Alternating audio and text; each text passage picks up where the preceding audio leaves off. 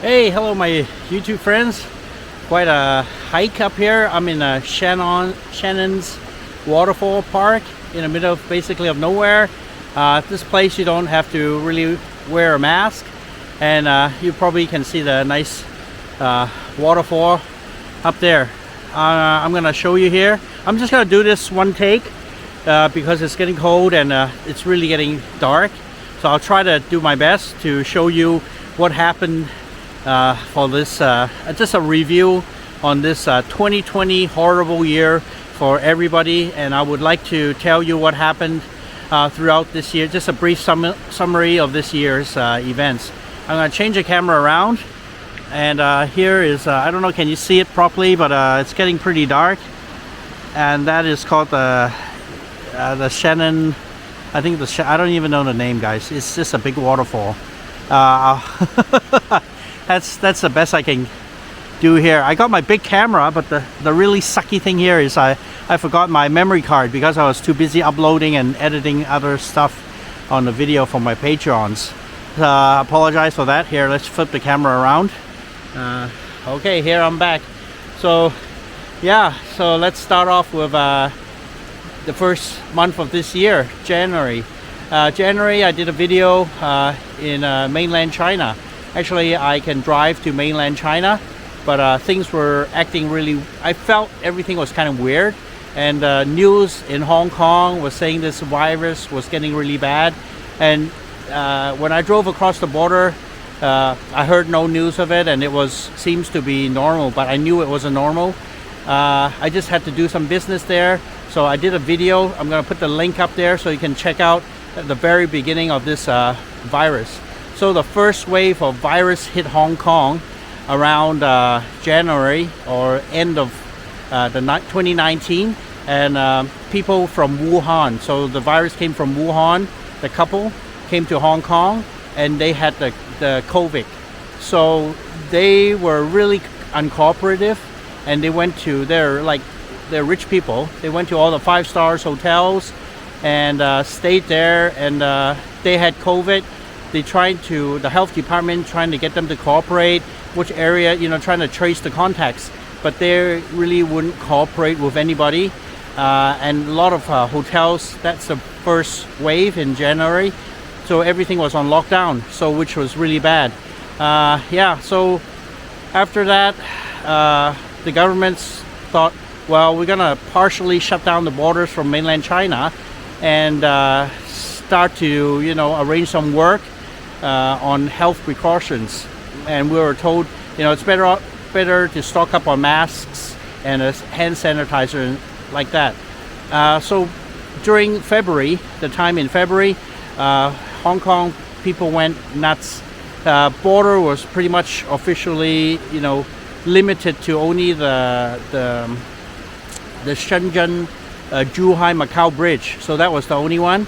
And later on, and that was the only one. They even shut the one in the Futian one. Futian was really late to shut, but all the hospital people wanted to shut the borders, but the government kind of didn't want to because they wanted the trade to keep on going, which was bad. Yeah, so they shut down finally the medical staff in all the public hospital people went on strike and forcing the government to shut down the borders.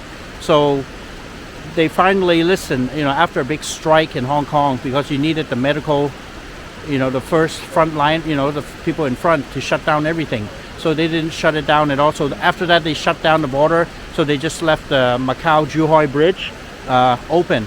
So after that, they shut down even that one. And on April, they shut down the border completely, which was really bad. So April, things were really getting bad. They started to do some precautioning. People coming into Hong Kong had to do a quarantine test. After we had to go, actually we went through that quarantine. So there's a video on that. I did it, so you guys can check out the cards up there on the right hand corner, I think. Yeah, the right hand corner. And we had to go for a mandatory quarantine test. So it took 8 hours at the airport, and we were giving really bad food. Basically all we had was just water, so we had to wait at least 8 hours before we can go home to quarantine ourselves. But we were, you know, we had an app, we had to be on GPS tracked, which wasn't very good. You know, no privacy at all, but that's how it works, right? The law. Anyways, after that, summertime was bad also. They're starting to limit restaurants. You weren't allowed to go in restaurants to eat. So all restaurant seatings were closed in the restaurants. All the gyms, karaoke, entertainment, theaters, everything was shut down. You couldn't go there, which was devastating. So at nighttime, around after 5 o'clock, pretty much dead.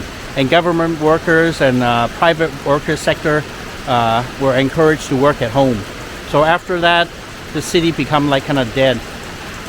Yeah, so that was pretty much the second wave that came to Hong Kong. So the third wave was like after summer, and a lot of cases came from, I think some came from India, some came from the UK, some came from the United States. So they're becoming more stricter and stricter. So let's go jump right to the fourth phase. So it's for the past month, it was really bad. Nowadays, you have to stay almost for a month quarantine at a government appointed hotel. As I said before, I did a video on that again. You had like a Mandarin hotel. If you stay in Central, it'll cost you at least like 100,000 US to stay there. You know, now it's more because you have to stay, you know, for more than 2 weeks for a quarantine. And now even before getting on board, you have to be COVID tested to be negative to get on the plane. And all flights from UK has been blocked off, which is really bad. Yeah, and after, you know, this fourth wave, it's still happening now. And the worst thing is if somebody got infected in your building, so Hong Kong people live in like high rises, right? So there'll be like 40 stories with like a few hundred people living in there, like 500-600 up to 1,000. And if you didn't have a COVID test, you're not allowed to leave your entrance. So people would set up everything, set up a health department with police in front of your front door. So if you walk out, you have to show them a proof of test that you're negative before you can exit the building. So now the latest news before the new year is they suspect the COVID is running through the sewer lines. So the bathroom drain pipes and all that, the virus might get in. So which was very, you know, so it's really highly infectious now because everybody has a bathroom, right? And my nieces just came back from the UK for the Christmas holidays, and luckily they came back and they tested negative, because now even if they wanted to come back for the Christmas holidays and the New Year's, they couldn't come back. All flights from the UK has been blocked, so there's no flights coming from UK at all. And for me, I always want to go back to Hong Kong for the Chinese New Year. I'm up in limbo because I don't really want to go back to quarantine for about a month. And when I come back to North America, I have to quarantine another 2 weeks, and I have to go through all these COVID tests. And it's not wise to travel on a plane, because it's, you know, going to Hong Kong, it's like a 13-14 hour flight. So there's no circulation on that, and it's a high chance that you might get infected.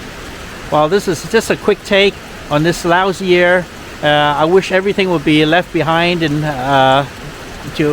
left behind on 2020, and I hope everybody has a great year. Thank you again, my Patreons. Thank you, my subscribers and friends and followers. I really appreciate it. Check my Facebook, Instagram, and subscribe to my channel and give me a like. It will really help my channel grow, as my channel has been like snail pace, hasn't been growing at all. So and believe it or not, it's completely pitch black now, and it's only 4:30. So anyways, I just wanted to come here to Shannon Falls to get some fresh air. But the thing is, the really sucky deal is I had my big SLR with a great microphone system.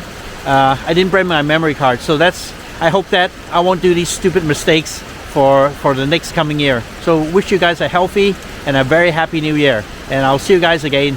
Bye.